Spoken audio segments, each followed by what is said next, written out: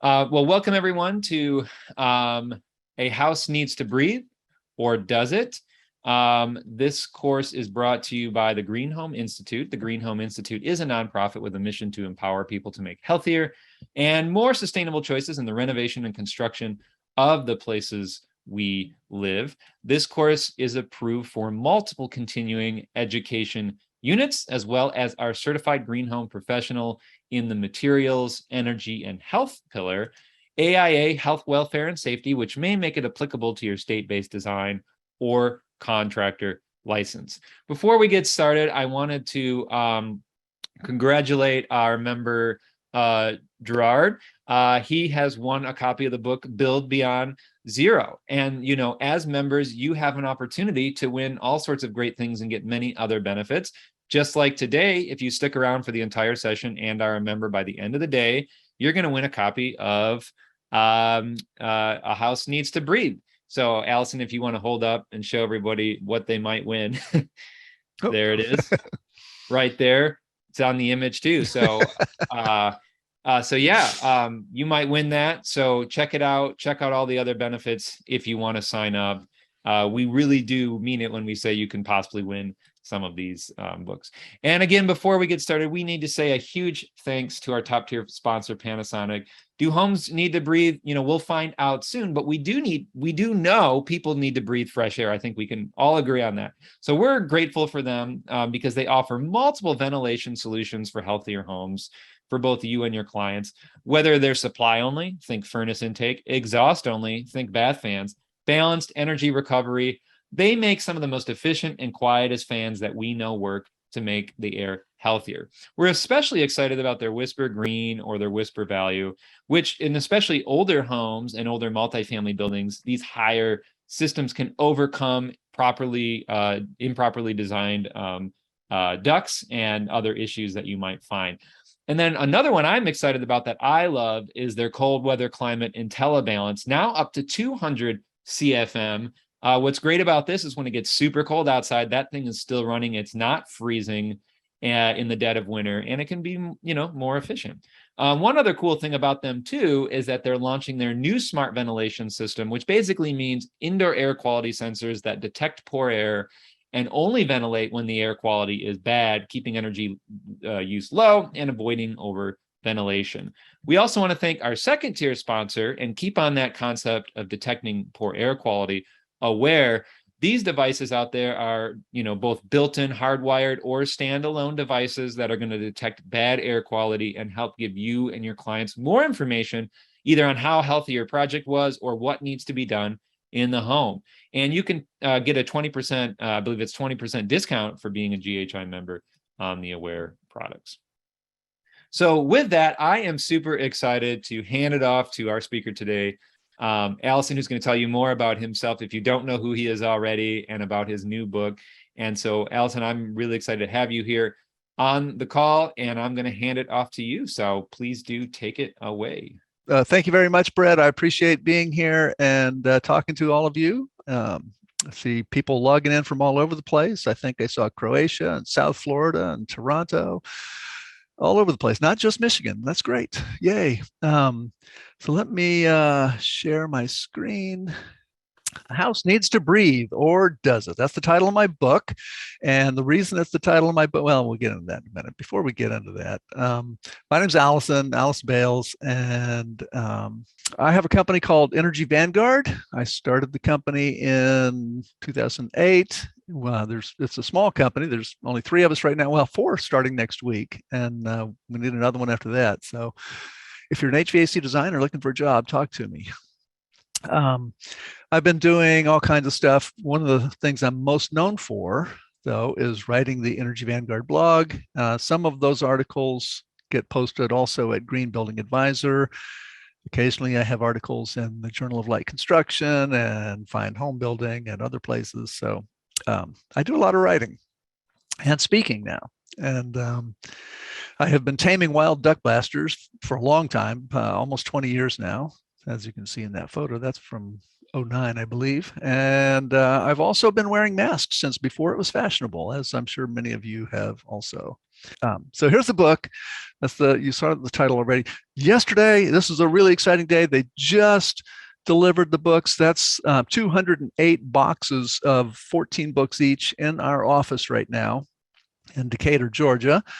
Really, really exciting. It's a 2.5-year project from when I started it to right now. And we've got probably 1,500 people or 1,500 books sold already. And that's a really nice thing.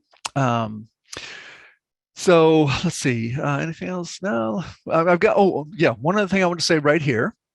At the very end of the presentation, I've got a slide with a discount code on it. So if you want to buy the book for $10 off, stick around to the end and look at that last slide, second to last slide, and it's got the discount code on it, where you can go to the website to buy the book and you can enter the discount code, $10 off. All right, let's get into the material now. Let's talk about breathing houses and all that.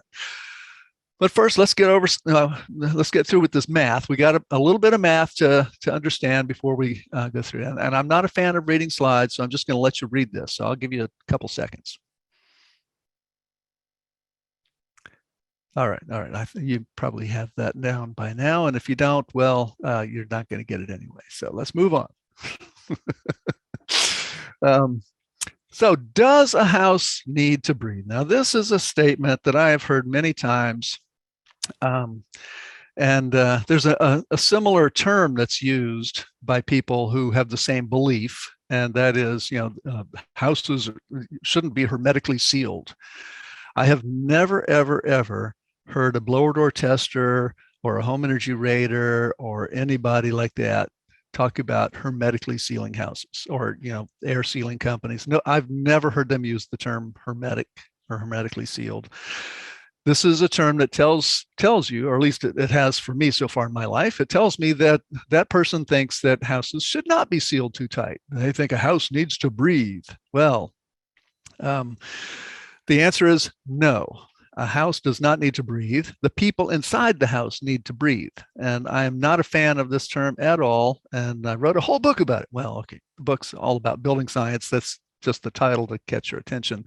But it is a lot about air tightness, because air tightness is one of the most important parts. And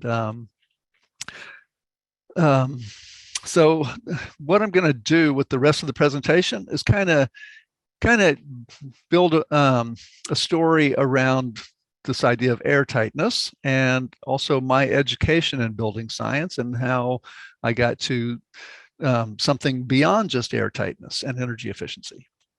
So does a house need to breathe? Let's start with this picture. This is the house designed and built by my thesis advisor when I was in graduate school. She was the only woman physics professor in the physics department at University of Florida when I was there. And when I started working with her, she was just starting the design of this. She'd used AutoCAD, I think, and designed the whole thing. She and her husband bought a sawmill, and they sawed all the lumber for this house. And then they built it. I mean, they had some help on different parts. And I got up and hammered a few nails as well on the roof one day. This is an off-the-grid solar house in Central Florida. She no longer lives there. She sold it, but it's an amazing house, and it really inspired me. I'd been into energy efficiency and the environmental movement for a long time already, but seeing her go through this process made me really want to do that too. So when I got a chance, I bought some land in Georgia and I built a house. This was 2001 we started, and we decided to build the house out of structural insulated panels. You can see them lying on the ground there. Those are the roof panels that you see on the ground. The wall panels are either installed or sitting on the second floor up above, waiting to be installed on the second floor. I chose structural insulated panels because they, I didn't know anything about building when I did this. I was not a builder. I'd never built anything bigger than a bookcase. I was handy. I knew how to use tools, but the biggest thing I had ever built was a bookcase. And I took on this project, and I was the GC, the general contractor on it. So it was a big learning experience. And I didn't know a whole lot of building science at the time either. So I took a 3-day class at South Base called a home building school, 3-day home building school, and learned a bunch of stuff there and found out about structural insulated panels. Decided we were going to build the house out of structurally insulated panels. And I loved building this house. It took 2 years of self-delusion. By the way, self-delusion is a very powerful force. Because for 2 years, I was always just 2 months out. 2 months, I was going to be in that house. I was going to be living in that house in 2 months. And I went on that way for 2 years. And finally, I got in the house. It wasn't completely done. The master bath was only a master half bath, but we were in the house in 2 years. And it was a really good learning experience for me. And in addition to the air tightness and the insulation and everything, the energy efficiency that we were going for, we built the house so that it was facing south, so we could capture the sun in the summertime. And I designed the overhangs. I used trigonometry to figure out the angles and everything for the overhangs. This may be one of the few houses in the world where when you pull the sheetrock off the walls, you'll find calculations using trigonometry on some of the studs inside. Although I did most of the calculations for that on paper. So let's see what else. So this is facing south with big overhangs. And you can tell from the shading there that this is summer. This is near the summer solstice. So the windows are all completely shaded. And winter, those windows are completely in the sun. And that worked really well. A little bit glary because, the sun is coming straight in the wintertime. But it was really nice, bright, beautiful space to be in.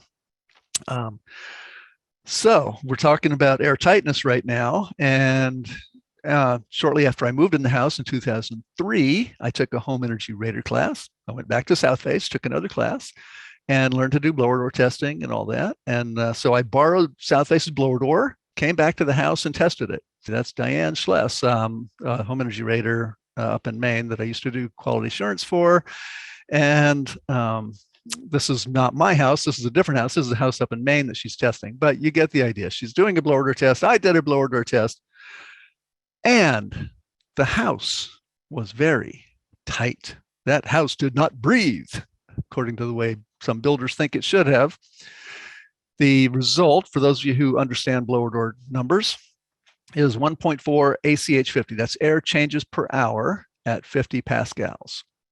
So that's really tight. The code, I believe, in the most, the IRC, the International Residential Code, the International Energy Conservation Code, requires, I believe, no lower than 3 ACH50 anywhere. And here in Georgia, we're at 5 ACH50. So 1.4 ACH50 is pretty darn good. And when I built the house, I had never seen or done a blower door test. So I was proud of that. Pretty darn tight. And the nice thing about air tightness is that it saves you money because you're not losing heat through leaks in the wintertime. You're not gaining heat through leaks in the summertime. You can see this is the modeled performance of the house. I did a home energy rating on it, and the heating and cooling is about a quarter of our total energy bill for the year. One thing that you can't see in just looking at a pie chart, though, is that the proportions are different than a typical leaky house because the lights and appliances are huge. It's almost half. Normally, heating and cooling is about half, and lights and appliances are much smaller.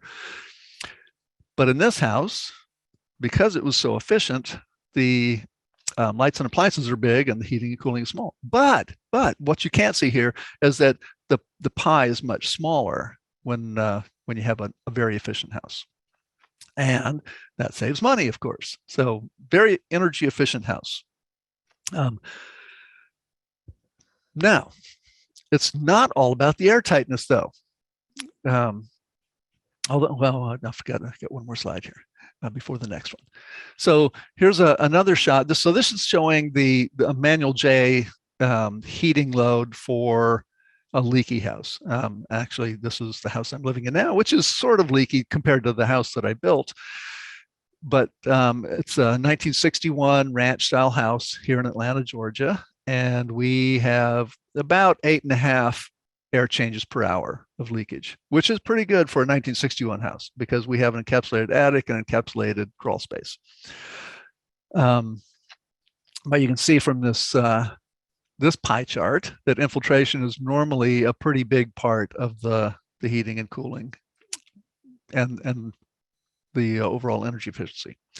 So where I was going a couple the slide before last, I was getting ahead to this one, and that is air tightness is really good because you're saving all the money, all the money and the energy that would be leaking out of the house and the unconditioned air leaking in. You're saving a lot of conditioning energy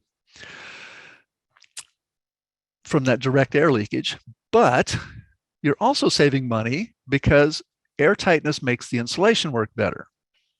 For example, in a case like this, the first way that air tightness would make this insulation work better is by having an air barrier on it. And putting an air barrier on the attic side of this attic knee wall would mean that a lot of that insulation that has fallen out would have stayed in place. So we want the insulation to work, and that means, first of all, that it needs to be in place. This kind of situation, I don't know if it happens much up north, but here in the south, I see this all the time. Attic knee walls with no attic side sheathing, and the insulation has fallen out. So an air barrier there keeps the insulation in place, and the air barrier, a really good air barrier that's airtight, will keep air from circulating through that building assembly, through that wall.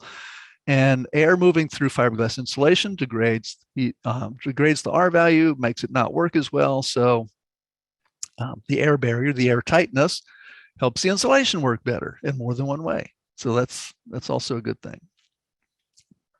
So bottom line on the air tightness side is air tightness saves energy. It's good for the environment. It's good for your pocketbook, and it saves energy. But that's not all. What else is air tightness good for? Well, if you've ever been in a house that has rooms that are too cold or too hot, you have some comfort problems, and air tightness helps a lot with comfort. This is the house that I built. This is looking from the inside with those big south-facing windows in the wintertime. And this was the most comfortable house that I have ever lived in. It was comfortable because it was airtight. It was comfortable because the structural insulated panels had solid insulation. Air was not moving through the insulation, so the insulation performed well. And then all the other stuff that we put into it. But let's stick with the air tightness side of it. Airtight homes not only are energy efficient, they are comfortable. Let's talk about another issue, another benefit that you get with airtight homes. So, and this goes to the title, "A House Needs to Breathe." Say builders who don't understand, and that's not just builders; it's other people as well. But I've heard this most often from builders, I think. So, if a house needs to breathe, what they mean when they say that is that we need to have random leaks through the building enclosure for air exchange. Okay, let's leave some leaks in the ceiling. What are we going to get? We're going to get air from the attic being sucked through that dead squirrel sitting on the top plate. That's not the kind of air we want to breathe. And there's other bad stuff in that air as well. We leave leaks in the wall between the garage and the living space. So we get carbon monoxide and pesticides and all the other stuff that's in the garage air. That's not good. So we leave leaks on the floor over the dirty, damp, musty, moldy crawl space, and we get all these other bad things. And you say, okay, well, we're going to seal up all those leaks. We're just going to leave leaks to the outdoors. Well, that may not be so good either, because there's pollen in certain times of the year. If you live close to a road, you got the exhaust from cars, you got dust. So we don't really want to leave the leaks there either. So we don't want these leaks. We don't want random leaks in the building enclosure. We want an airtight building enclosure, but we do want good air. So here's a picture of what happens a lot of times with houses that have a crawl space. This is This is typical of a lot of crawl spaces I've been in here in the Southeast, and I'm sure this exists in other places as well. Dirty, moldy, wet, ugly. The equipment doesn't work as well. It doesn't last as long. So ideally, you seal it up, you make this airtight, and everything is much nicer down there when you have a crawl space that looks like this, an encapsulated crawl space. It's also easier to air seal and insulate the foundation wall usually than it is that floor above the crawl space. The floor above the crawl space has all kinds of holes in it for wiring and plumbing and HVAC and all the other stuff. The foundation walls are typically easier to air seal and insulate. So let's put the building enclosure out there, put a good heavy duty vapor barrier on the ground and seal it up. When I was doing contracting, there were a couple of cases that I like to talk about. One is a woman named Kathy had 2 daughters, and she lived over a crawl space. It wasn't quite this bad, but it was pretty bad, and it was definitely moldy. And she didn't tell me this when I first did the assessment on the house and gave her the proposal, but we came in, we sealed up the crawl space. This was the picture here is from a new home, not from her house. It's a little bit harder to make it look like this when it's an existing home, but we got it sealed up and encapsulated. It was a conditioned crawl space afterwards with a dehumidifier in it and everything.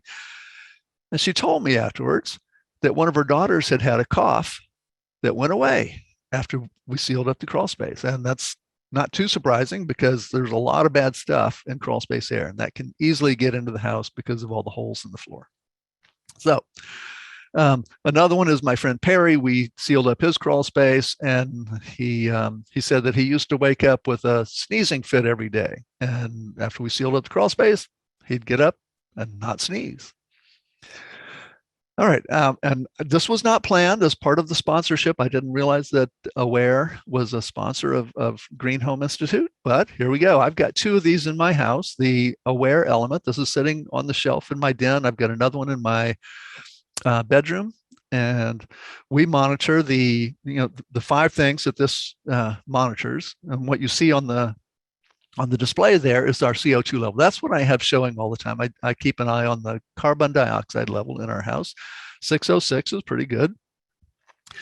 And it also monitors temperature, relative humidity, particulate matter, PM 2.5 microns and smaller, and chemicals. The chemicals thing is very interesting because not everything that you do in the house, not everything that will cause that to spike is a bad thing. For example, the highest spikes I see are when I open a bottle of whiskey. I open a bottle of scotch and that thing will spike up to 4,000, 5,000, 6,000. I don't remember what the units are, but it's, those are the biggest spikes I see is when I open a bottle of scotch. So chemicals are a difficult thing, but we're not going down that path right now. But anyway, let's talk about monitoring in general and indoor air quality. So air tightness is one of the most important steps to indoor air quality. You want an airtight house because you don't want to bring in that bad stuff from outside.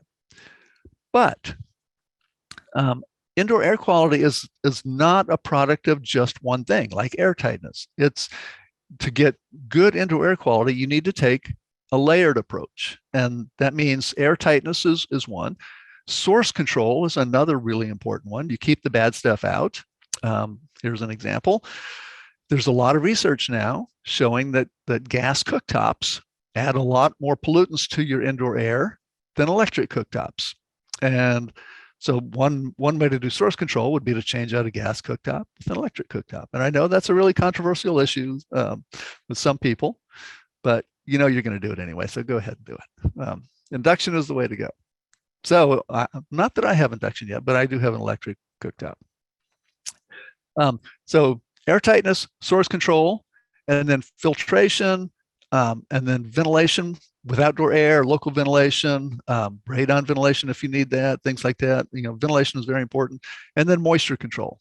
So if you do those 5 things, you should end up with really good indoor air quality. Air tightness, source control, filtration, ventilation, and moisture control. So here's filtration.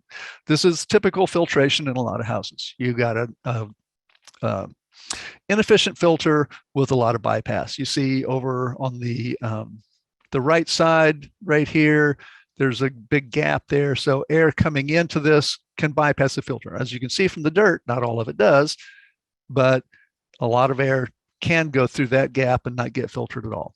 Plus, the air that is going through here is taking out the big stuff, the stuff that you can see on that filter. But a lot of the small stuff, the PM 2.5, is going straight through. So we want a high efficiency filter, right? So we put a high efficiency filter in. But you have to also make sure that you don't have bypass. This is one that I saw several years ago.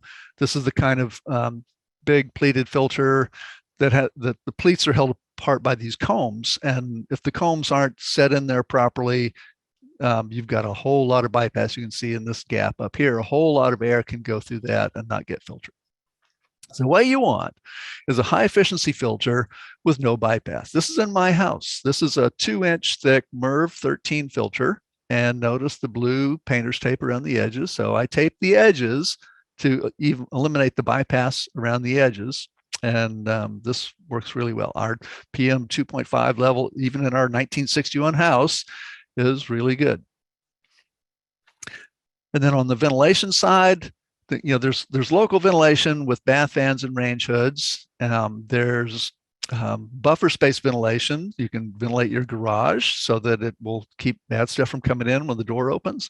You can ventilate your bathrooms, your kitchen. And this is, so speaking of kitchen ventilation, one of the reasons that kitchens are one of the biggest pollutants in a lot of houses, the biggest source of pollutants in a lot of houses, is that people have range hoods that they don't turn on. And I know I've been guilty of this. It's hard to remember every time, but if you don't turn the range hood on, it's not going to remove pollutants from the air. So use the range hood. And then other buffer space ventilation, your attic ventilation, crawl space ventilation, radon ventilation. So, and then whole house ventilation. A lot of times in the world of high performance homes and green building and all that, when somebody says ventilation, you automatically think whole house ventilation and you think energy recovery ventilators. Well, okay, here's one. Here's a Brown energy recovery ventilator. It shows that square part in the middle is the capillary core. So it's got a bunch of very narrow channels, and the air from the house, starting at number 1, comes in, goes to the core, all these different pathways. And then the air, I'm sorry, number 1 is the air from outdoors coming in. So that's the outdoor air coming in. And the air from the house, the stale air from the house, is going out this way, the yellow arrows. Those 2 arrows are going by each other. I guess I should, like this. Yeah. The air is going by each other, but they're not, the 2 air streams are not mixing. They're exchanging heat, and in an ERV, as opposed to an HRV, heat recovery ventilator, they're exchanging moisture. One that just exchanges heat is an HRV, heat recovery ventilator. One that exchanges heat and moisture is an energy recovery ventilator. Actually, enthalpy recovery ventilator, but that's for geeks. So whole house ventilation is a great thing. This is a balanced ventilation system. So you've got equal amounts of air coming in and going out, ideally, if it's balanced. And it doesn't change the pressures, because unbalanced ventilation can cause infiltration or exfiltration, which can lead to problems. So the end of this part is that airtight homes are healthy homes. When we have an airtight home, and we also take this layered approach with ventilation and filtration and source control and moisture control, we get a healthy home. But what else can happen in airtight homes or in leaky homes? What else? What other difference is there? Here's an attic, and this is in Illinois. This attic has a piece of plastic sitting on top of the insulation. Now, if you're going to put a vapor barrier in the attic in Illinois, that would not be a good place to put it. As you can see, right in that middle part, it is collecting moisture. There's condensation on the underside of that plastic. Why is there condensation on that plastic now? Well, could it be that air is leaking through the ceiling and that air from the house has a lot of moisture in it? And that moisture is finding this cold plastic in this cold attic on a cold winter day, and it's condensing there. The water vapor is condensing. Well, that's exactly what's happened. And in the places over here where there's not plastic sitting right on top of the insulation, that moisture is going higher. It's going up to the roof deck. We don't see this in Georgia, but in colder climates, this can easily happen in older houses or even in newer houses that have leaky ceilings. If you've got air from the house leaking into the attic in the wintertime on a cold day, it's going to be more humid than the air in the attic, because outdoor air is cold air. People like to say cold air can't hold as much moisture as warm air. It's not really the air, it's the space, but let's just think, focus on the temperature side of it. When it's cold, you can't put as much water vapor into the air. So cold air is dry air. The air inside the house is more humid. When it gets into the attic, and easily finds condensing surfaces and then can freeze. Now, if you have a lot of humidity, or if it's a really cold place, like northern Canada or something, or both, you get something like this. And this is Canada. This is a really leaky house in Canada, and north of Winnipeg, I think, in a really cold place. So that's just nasty. That's really bad. This is a good way to destroy your house and make it uninhabitable if you have a leaky house in a cold climate like that. So another thing about airtight homes is that they're durable, because we don't rot them with moisture problems where moisture is leaking into places where it can condense and get absorbed into materials and start growing mold. All right. So let's kind of summarize here. We've focused on air mostly, but also said that heat is part of this whole equation as well, because when we make an airtight house, we don't lose heat in the winter, we don't gain heat in the summer. And moisture is also related, and it's tied in with the durability that we just talked about. It's tied in with indoor air quality, because moisture can start causing mold to grow and things like that. So the big takeaway is a house is a system. And this has been my learning process over the last 20 years. I told you when I started building that house, I didn't know a whole lot of building science. And I have learned a lot in the last 20 years by doing this stuff, by building the house, by working on other houses, by doing home energy ratings and reading and talking to people and going to lots of conferences. I've learned a whole lot. And so a house is a system. And let's take a deeper look at some of the systems aspects of this whole thing. I don't know if you've heard of him or his book. He's got more than one book, but Stuart Brand is a really, really interesting guy. He's been around and he's been at the forefront of all kinds of really interesting things for a long, long time. And he's on Twitter. He's very active on Twitter as well. But he wrote a book called How Buildings Learn, a really wonderful book. And here's one of the things that he said in there. The fundamental problem of buildings is that they're always trying to tear themselves apart. That statement came as part of his explanation of this, what he called the shearing layers of change for a building.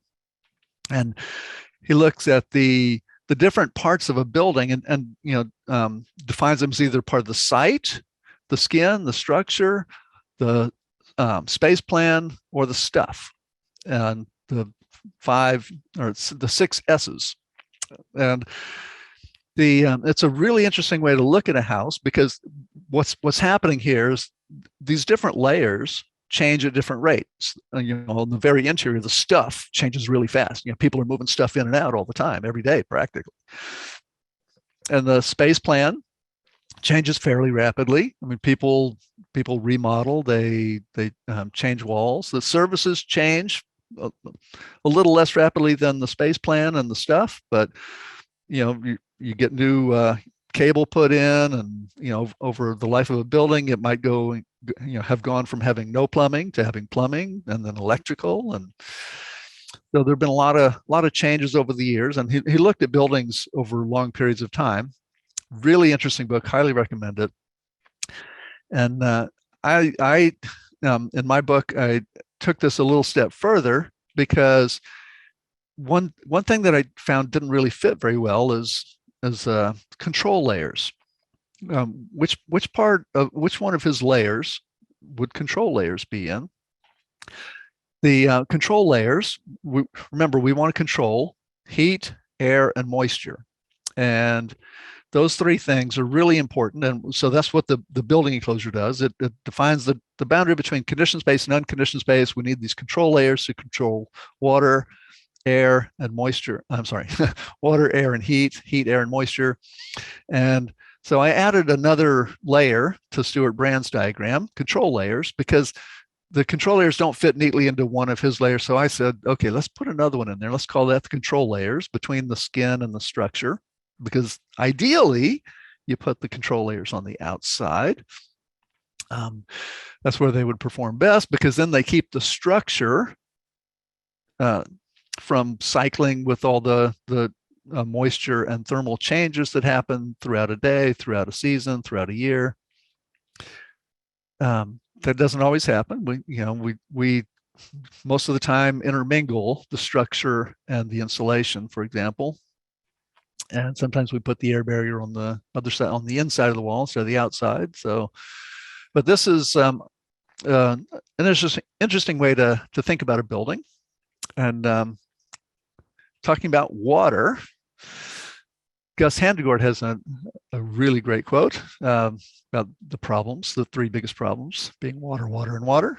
And let's talk about that. And this is an example of a quote that of what should have been done, according to Joe Stiebrick. Joe Stiebrick likes to say, "Don't do stupid things." Well, here's a house where the architect did something really stupid. If you look closely at the roof on this house, and I didn't notice it. I was in this house in 2007, and I've had this picture forever. And it was only a few years ago that I looked at that picture and said, "Holy crap, that's a nightmare for drainage from that roof." Because on this side of the roof, you've got a whole lot of water draining to this area right here. All that water is coming down on this tiny little gutter. And I am sure in the 15 years since this house was built that they have had some work done in there. And over here, imagine coming up to the front door on a rainy day. I mean, it doesn't even have to be a downpour, because you're draining a lot of water into this tiny little area over here, and you're going to get wet right there, standing at that doorstep. So don't do stupid things. This is a really bad design. Think about the drainage of the roof, all of you architects out there. And then once you get off the roof, think about all the other places where water can get in. Around the openings, there's a lot of stuff that needs to be done to make sure that water doesn't get in and cause problems. This is a great diagram from a best practices manual that you can download for free from hammerandhand.com. They're a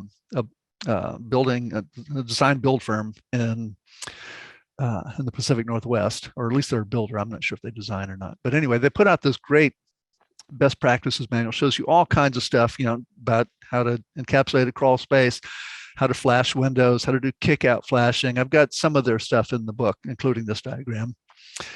So that's, and again, like indoor air quality, it's a layered approach. You've got to take a layered approach here. It's not just, throw some tape on it and you're done. You've got to think of it with the different layers that need to be there. And here's an example of somebody who was told to do something and they didn't understand the why. You got to know the why behind the what. You got to know what you're doing and why you're doing it. If you're just told to, go spray around all the around the edges in the knee wall, you might do something like this. This is horrible. That's just a waste of foam and a waste of time for whoever did that.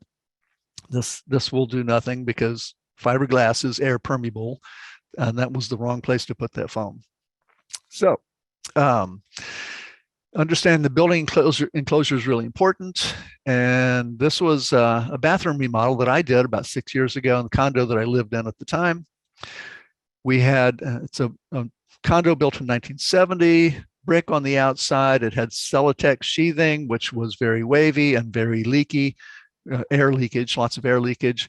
So I stuffed the backs of the cavities with rigid foam, and then I put fiberglass on top. Well, and then I sealed them. You can see the foam, the spray foam around the edges, so they were airtight. And then I put fiberglass in the cavities, and this wall was much better than before I opened it up. But it's not just about the enclosure. You know, the building enclosure is the bathtub, and the mechanicals are the faucet. The HVAC is the faucet. So you also need to have good HVAC systems and design. And that's one of the things that we do at Energy Vanguard. We do residential HVAC design. This is in my house. This is the system in my attic. You know, as we were installing it, it's insulated now. And you can see that this has pretty big ductwork for the size of the system. It's got nice radius turns coming out of that supply plenum there, and it works really well. And I can't hear a thing. And I've got MERV 13 filtration on it with almost no resistance. So it works really good. So let's wrap this up and say that not only is an airtight house efficient and healthy and durable and whatever else I said, it's also a really good house. Not just a pretty good house, it's a really good house. So not a pretty good house is a pretty good book, by the way. So here's another great quote. My friend Robert Bean likes to say this a lot: design for people and good buildings will follow. If you do all this stuff thinking about, you know, what it's going to be like for the people who live in that house, then you're going to get a good building. When you design for thermal comfort and indoor air quality and indoor environmental quality, an even bigger thing than indoor air quality, you're designing for the people. And when you do that, you're going to get the energy efficiency, you're going to get the durability, and the house is going to work really well. So design for people, good buildings will follow. Now, here is that discount code that I mentioned to you.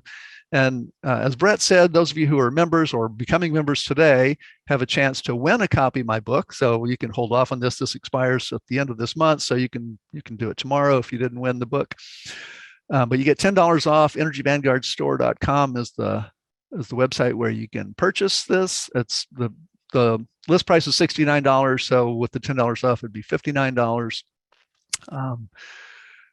10 GHI. 1031. So $10 off, GHI, you know what that means, GreenHome Institute, and 1031 is the expiration date. So should be pretty easy to remember too.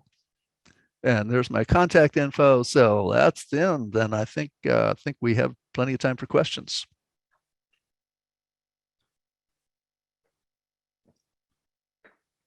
Here. Yeah, we've got some time for questions if everybody wants to stick around. Before we get to those questions, I just want to remind all of you again that yes, most of the time the answer is always yes. You can check out the recording of these sessions on our YouTube channel, share them with your friends, your colleagues, watch anything you might have missed, and subscribe, and you'll get instant update. Also, before we get into those questions that are coming in, for those of you who are watching this in the future, not right now, but on demand, go ahead over to your Thinkific platform or USGBC platform after you've watched it, or whatever platform it might be on in the future. Get your quiz with an 80% passing rate, and you will receive your continuing ed. For those of you who are here live today and appropriately logged into Zoom and have stayed the whole time, you can check your spam for certs at gutenbergcerts.com. You should receive your certificate of CEU approval hopefully within the next couple of days.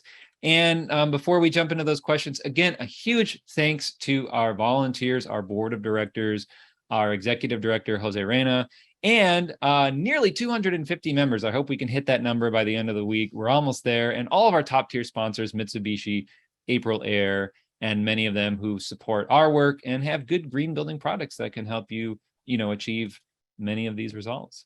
So yeah, Allison, we got a lot of questions coming in, a lot of ERV questions and commentary, as we can expect. People are curious and people love the energy recovery ventilators. And, I hope someday we see more of them, because I get excited about the ability to use these once we get our airtight home. So I'm going to kind of merge, hopefully this makes sense, two questions that kind of came in together. One of them was just simple, when would you use an ERV versus an HRV? And then kind of dive into this other question that came in from one of our members who had mentioned that they have an HRV installed, but maybe they're not getting quite the dehumidification they hoped of. And does it make sense to just put in a standalone dehumidifier? So maybe it's kind of a question of ERV versus HRV, kind of merging into the whole humidity issue, if you want to tackle that first. So the first answer is that for almost everybody, you want an ERV, not an HRV. Mm-hmm. And the reason for that is that if you have an HRV, you're just exchanging heat, not moisture. In the wintertime, when it's cold out, remember, cold air is dry air. And so you're bringing moisture in, and you're bringing cold air in, cold, dry air in, and you're exhausting your warm, moisture air, your warm, more humid air. So you're getting rid of water vapor and making the air drier. It is easy to dry out the air to 10% or less relative humidity with an HRV. And I know that because I did it in Georgia. Mm-hmm. The house that I built, I remember I told you I didn't know much building science at the time. I got an HRV and it was a mistake. We got really low humidity in the wintertime with that HRV. In a humid climate in summertime, an HRV will make the house more humid because, again, you're not exchanging moisture. So that outdoor humid air is coming straight into the house with all its humidity. With an ERV, there's moisture exchange. So you're bringing in some of the outdoor humidity, not all of it. So you are making the house more humid with an ERV, but you're not making it as humid as an HRV makes it. The place where an HRV does make some sense is the Pacific Northwest. The marine climates along the West Coast, it makes some sense to do an HRV because, number one, they're more efficient. Number two, in the summertime, it's dry. So you're not bringing the moisture in the summertime. In the wintertime, it doesn't get all that cold. So you don't dry out the house quite as much. Think Seattle. In the wintertime, it's wet there. So the answer is most of the time you want an ERV, not an HRV. Now, some places, some examples of where else you might want an HRV instead of an ERV. If you have a small apartment or a small condo, multifamily housing with small space, you might want an HRV if you've got a lot of people in a small space, because the more people, the more humidity will build up, and an ERV might not dry it out enough. Even in a really cold place, you might not dry it out enough with an ERV because of the moisture exchange. You might need to bring that dry air in to dry it out. Yeah, and just kind of going into the other part, is an ERV going to, in many cases, solve humidity issues, or is there a tie-in between the envelope and, of course, the need for dehumidification? Yeah, so this is, I have written about this topic because some people have the mistaken idea that an ERV will dehumidify. An ERV is not a dehumidifier. It does not dry out the house at all. All it does is it brings in less moisture than other ways of ventilating the house. An HRV brings all the moisture with the air that you're bringing in. A supply-only ventilation system, if you just put a fan blowing air from outdoors in without any kind of recovery or anything, you're bringing all the humidity in. If you're doing exhaust only, you're bringing all the humidity in. It's just coming in through the random leaks in the house. So what an ERV does It's still bringing in excess moisture in the summertime, but not as much as any of the other forms. That's a good, that's a good point. And I'm curious for those of us here in the winter where we flip to the other concerns, right? Where we're trying to humidify, because it's getting way too dry. Is then an ERV a problem because it's extra, then it's not bringing in the moisture we would want?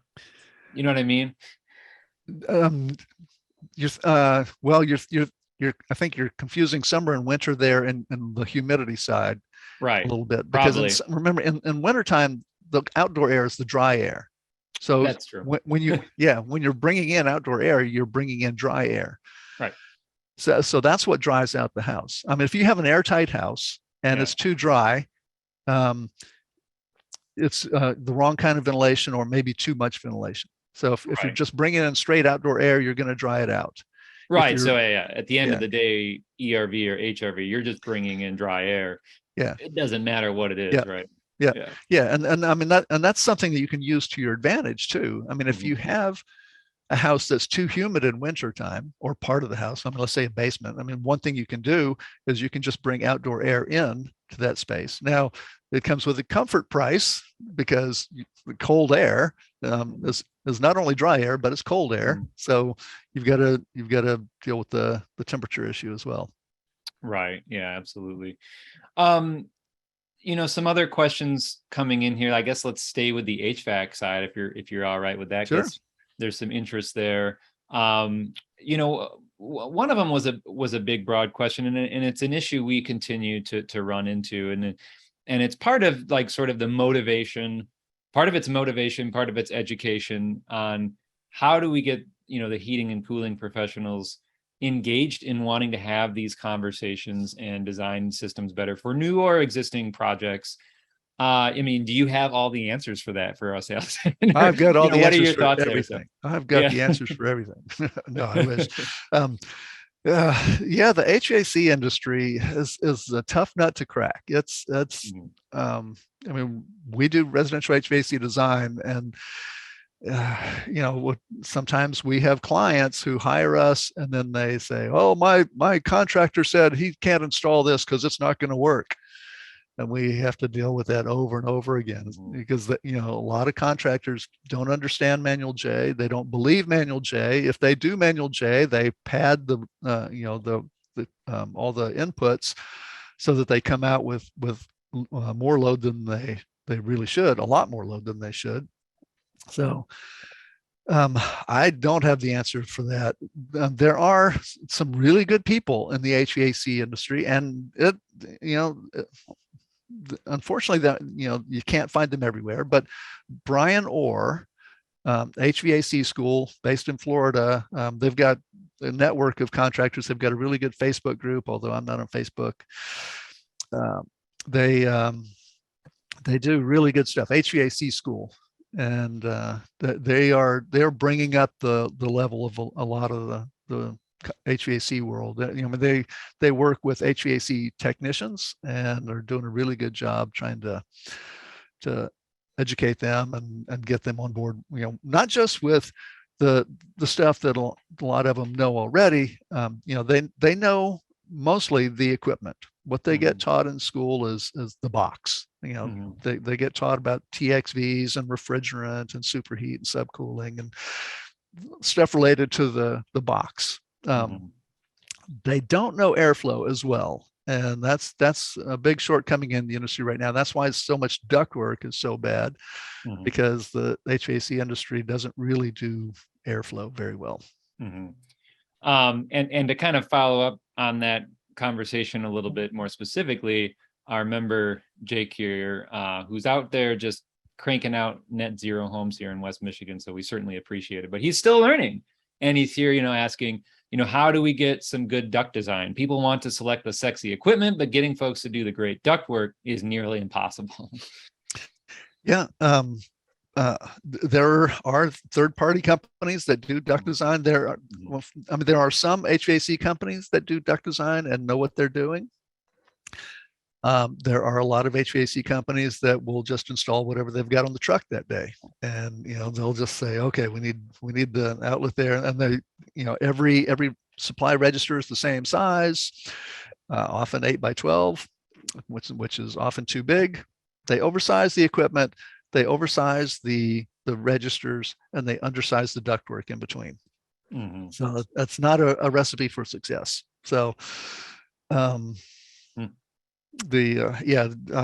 are like my company, there are some other companies that do third-party HVAC design. If you can't find a contractor, you can who will do the design, you can find a company that'll do the design, and then maybe if you have somebody in your neighborhood who will install a third-party design, that's another issue. Mm-hmm. Then that's one way to go. Mm-hmm. Yeah, that makes sense. And somebody in the comment pointed out the HVAC 2.0 movement. So I was going to give a shout out to them and the work they're working on, Nate Adams and all that. Check that out. And we had him on previously quite a while ago. So I'll post a link to there when I, find that. So a lot of heating and cooling questions coming in, but something specific to getting more into some of the air quality issues in our homes, so the question is, in a new house that's been built very tight, ideally, what is the best way to provide makeup air for, wood burning fireplaces and hood vents and all that? Makeup air. Gosh, that's a really tough subject. Mm-hmm. So first of all, a wood stove, if you've got a nice efficient wood stove, you probably don't need makeup air for that. And I haven't measured this, but from what I've read, the air that they use when they're running is only about 15 cubic feet per minute. They need about 15 CFM. So that's not a lot. The house that I built, by the way, we put in a wood stove, and to get it started, I would have to crack a window.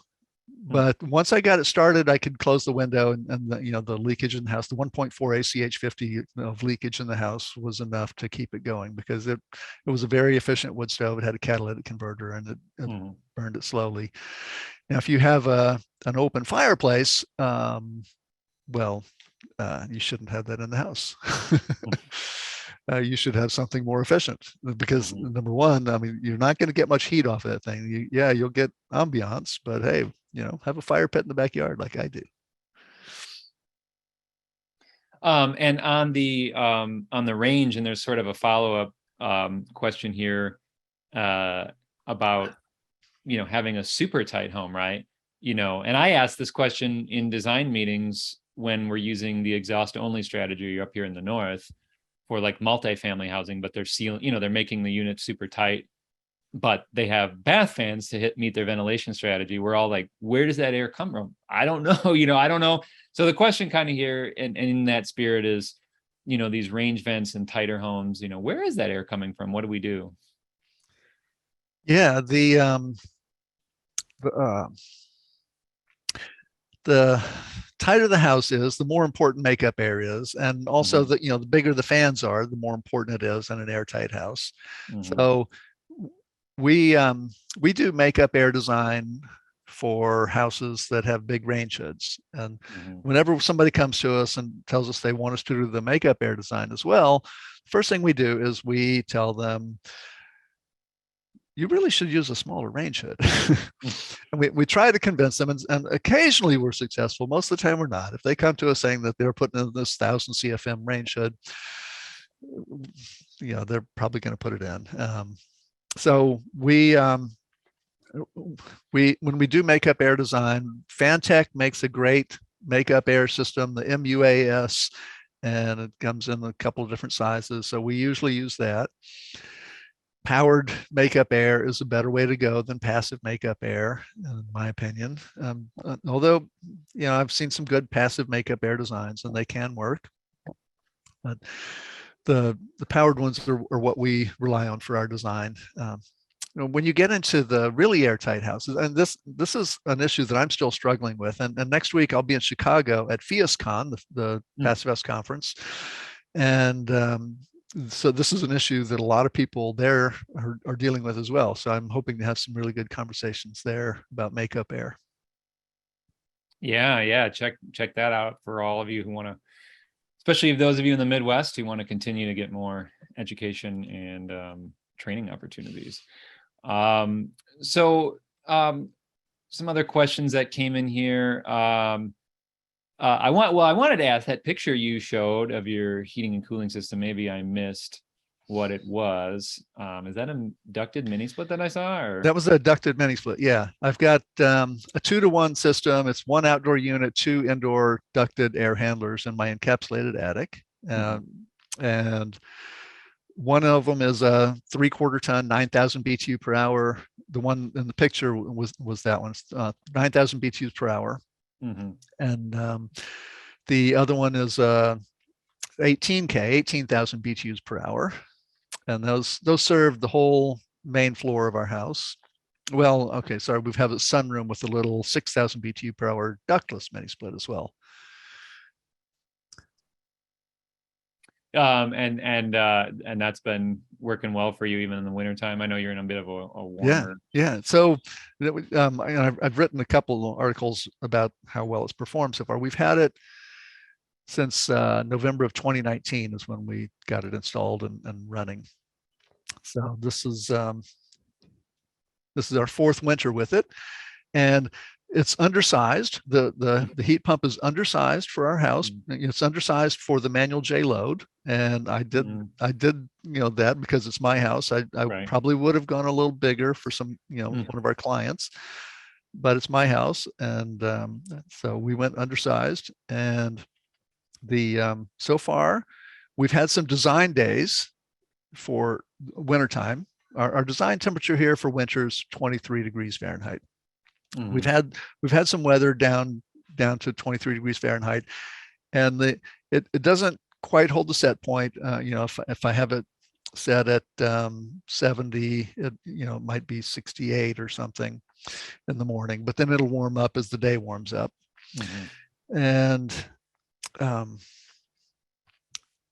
what I'm waiting for is one of those cold spells where it gets down to 10 degrees or in the teens. Then I'll see what happens.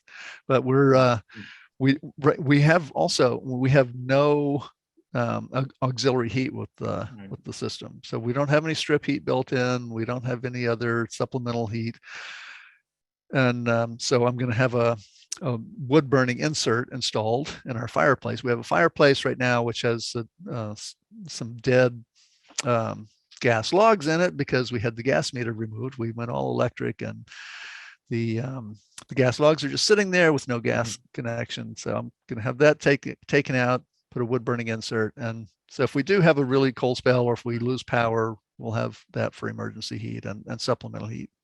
Yeah, that's a good idea. You were showing some diagrams earlier from what is it, Hammer in Hand? Yes. Yeah.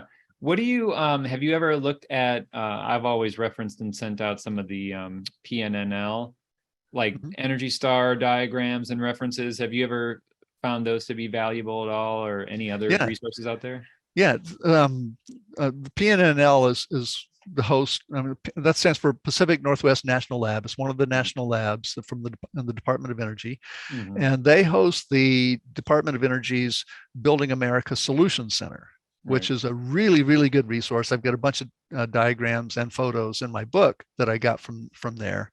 If you just look up Building America Solutions Center, it's a really good resource. And not only do they have all the pictures and diagrams, but they have resource guides and all kinds of stuff. So if you want to know about wind washing, for example, I wrote an article about that last week. They've got a whole resource guide on that. So they'll tell you, how to fix it in existing homes, how to prevent it in new homes, and they do that with all kinds of topics.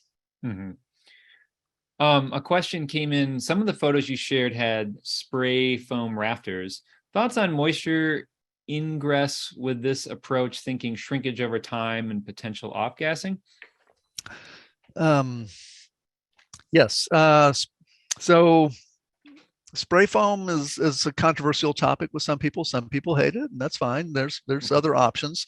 There are some things that spray foam does really well that it's hard to make up with other things, like a band joist or insulating under a floor. Insulating under, yeah, let's not get into that. That's a tricky topic. I actually wrote an article about encapsulating crawl spaces yesterday, and I did talk about that a little bit. Yeah, spray foam can off gas. Some people are more sensitive to it than others. Sometimes it's a bad spray foam job, and off ratio and the off gassing is bad, and people have health problems.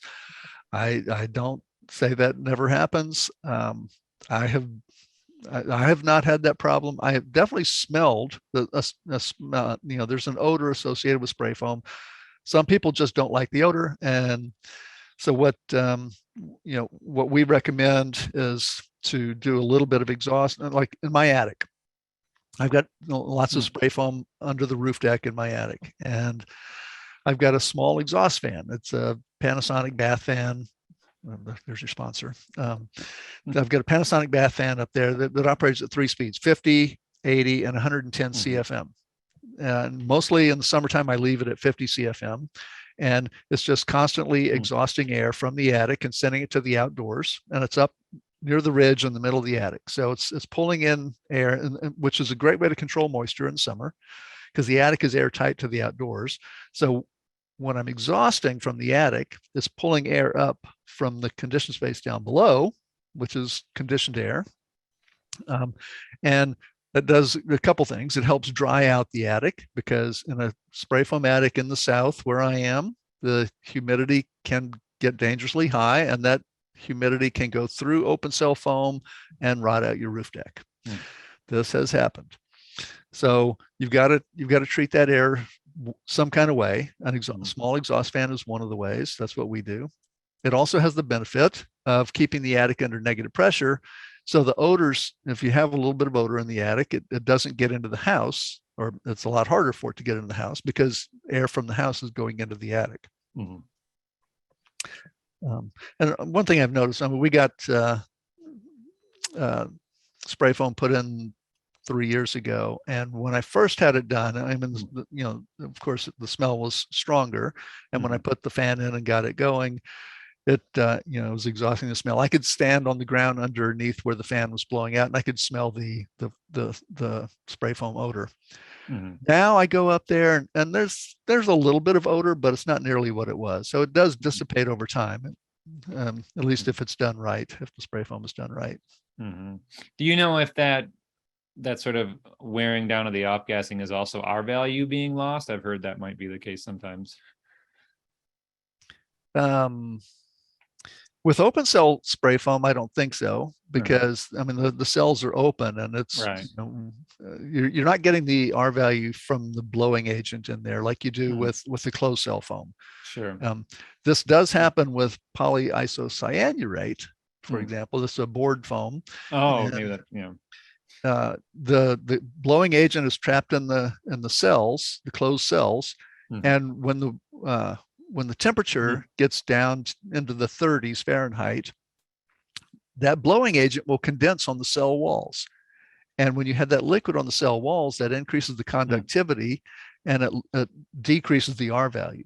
So and this isn't with every brand of polyiso, and I don't know which are the good ones and which are the bad ones, because the research I've seen doesn't tell you. But some brands of polyisocyanurate have this condensing problem, and when the temperature is cold outside, the blowing agent condenses, the R value decreases, and it doesn't perform quite as well. But there's a caveat on that, because if you've got, say, 6 inches of polyisocyanurate on the outside of the house, on the roof or the walls, wherever, it's only going to be the part that's at that lower temperature. So maybe an inch of that 6 inches is going to be low enough for that condensation to happen. But once you get farther in towards the indoor temperatures, the temperature is rising all the way in, and you're going to get to a point where that condensation in the cells is not happening. Yeah, that makes sense. A question that came in here, just someone's referencing Dr. Joe as the best place for air and water barriers between the structure and external insulation layer. So they're saying that they're building a project with insulated zip system, which puts the air and water barrier on the outside of the insulated sheathing, just under the drainage plane, according to them. Do you see just any off concerns on that? This is, in the case of this project, I know climate zone 5, if that helps at all. No, I mean, this has been studied a lot.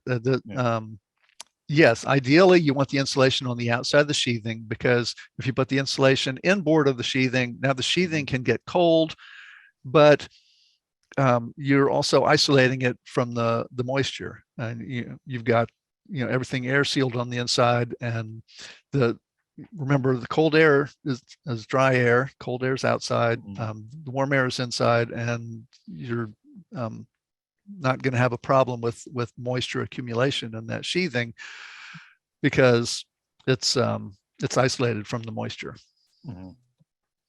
And someone was mentioning, I think you had stated your annual energy cost for your first home was $567. So they were just wondering if you would share your square footage, total kilowatt hours, any data you want to share that you open.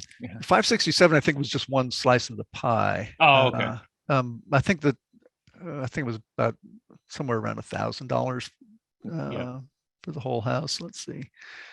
Yeah, 567 was just lights and appliances. And this is the modeled result, but the actual energy cost was somewhere around $1,000, and it was 2,000 square feet of finished space on top of a 1,000 square foot unfinished basement, which was inside the enclosure.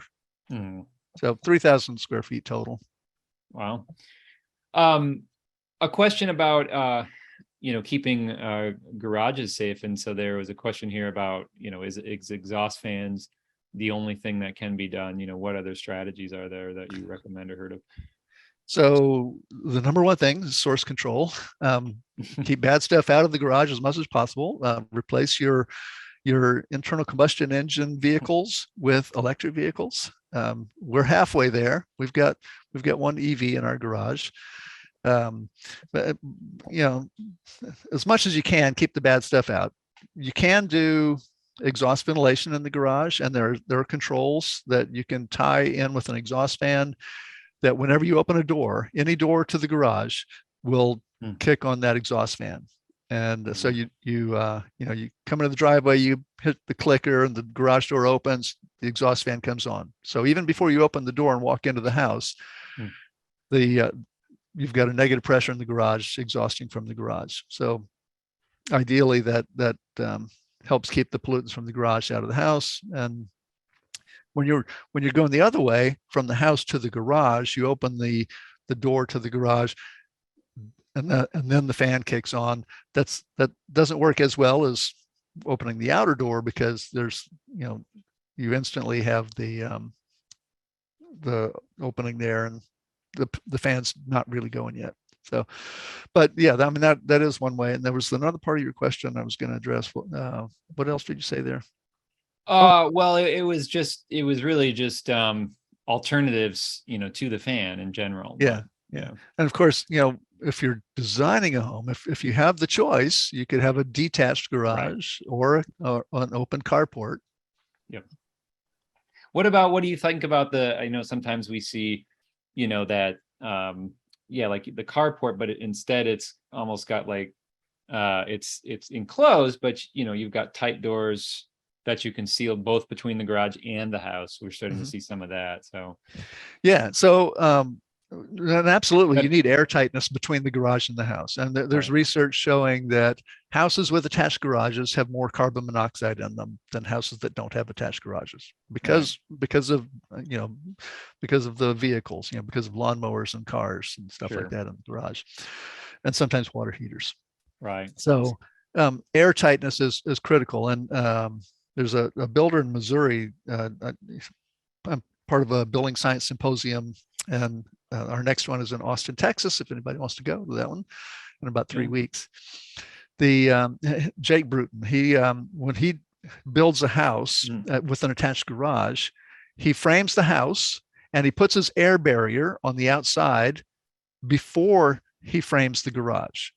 Most builders will frame the whole thing at once, garage, house, and everything, and then you've got all kinds of openings that you have to deal with. And I've got some articles showing some crazy pictures of really bad walls between garages and houses that are really difficult to seal. But he puts his air barrier on there first, so he's got continuous air barrier, then he frames his garage. And that's the way to do it if you have an attached garage and you're building new. Yeah, good points. Well, Allison, we are at the end of our time here. I really appreciate you coming out and talking to us about building science and these important things. Before we let you go, real quick, where can people go to contact you, learn more, check your book out, anything you want to put out there? Our website is energyvanguard.com. And I'm also very active on LinkedIn. I do some stuff on Twitter. I'm not on Facebook, but very active on LinkedIn. So connect with me there. If you go to my profile, it'll say follow. But if you look around in there, you can also find the place to send me an invitation to connect. I'm open to that. So you can either follow me or connect with me on LinkedIn. I do a lot of stuff there. And energyvanguard.com. Yeah. I've been following Allison there for probably a decade now, and I learn something new all the time. So make sure you get on LinkedIn, tune into Allison and Energy Vanguard. So and one other thing, we have a weekly newsletter every Tuesday, almost every Tuesday. Yep. I send out a weekly newsletter, usually 10 o'clock on Tuesday morning. So if you get on that list, you can find out what the latest articles that I've written in the blog are, and what where I'm speaking, and links to other articles that I've written in the past that are related to the new one, stuff like that. Yeah. Yep. Check it out. And HVAC design, right? You're looking for some help there, right? Yes. Yep. Yeah. Perfect. Well, Allison, I appreciate you and your time here today, and we'll catch you later, and take care, everyone. Have a good rest of your week. Thanks. All right. Thank you. Be sure to check out all of our courses available online that you can watch anytime and anywhere to pick up your CEUs. Before you go, make sure to subscribe to us on YouTube to get weekly updates and stay up to date on green building science courses, webinars, and home tours. Thanks again.